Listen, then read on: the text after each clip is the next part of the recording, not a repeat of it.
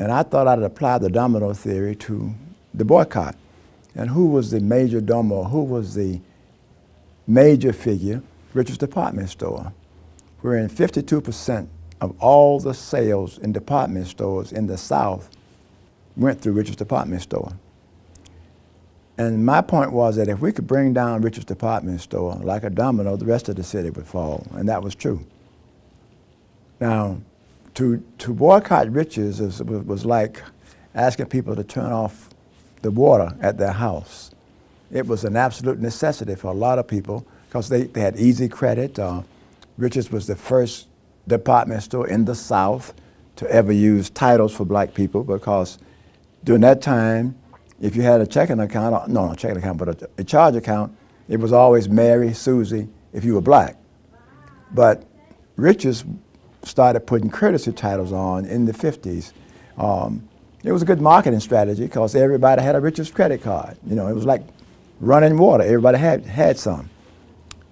So the idea was to bring it down. Now, I remembered when I had economics from Dr. E.B. Williams, a part of one of those courses, he said that the margin of profit for department stores is about 8%. And I realized that Atlanta had a population of about 33% African American. So if we could get even half of our people to stop shopping for a specified period of time, we will affect their bottom line, because their profit was only 8%. And so we then sat down and we developed a plan to make that happen. And we did it over the summer. We called it the fall campaign. And we went down there in June. I went down along with Dr. Howard Zinn and his wife and daughter. And I took Carolyn Long Banks with me because she came by the office that day. She went with me down there. They put me in a patrol car and took me down to the chief of police office. And when I got to his conference room, here was Dick Rich, who was the president of Rich's, in there, red as a beet, angry. And so Chief Jenkins was over here, like the moderator or the mediator, and I'm down on this end of the table, and Rich was at the other end of the table.